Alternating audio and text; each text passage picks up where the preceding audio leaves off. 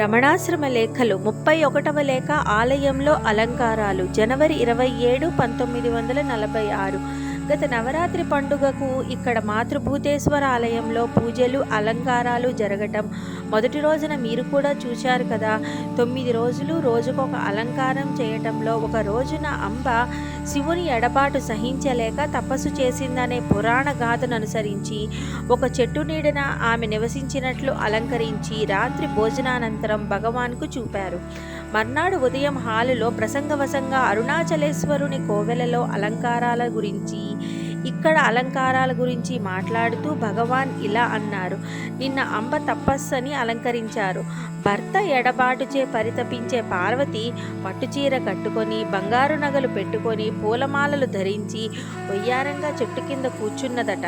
ఎంత సందర్భంగా ఉందో చూడండి అలంకారం. మన వాళ్ళు చేసేది ఇలాగే ఉంటుంది. తపస్సు అంటే తపన కదా.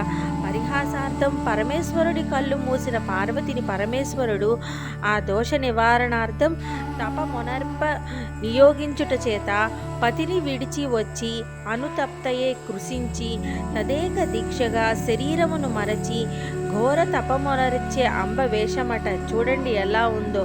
రవ్వలు కెంపులు పెట్టుకొని పట్టుచీర కట్టుకొని బంగారు పతకాలు పూలమాలలు వేసుకొని మహారాణిలా ఉంది.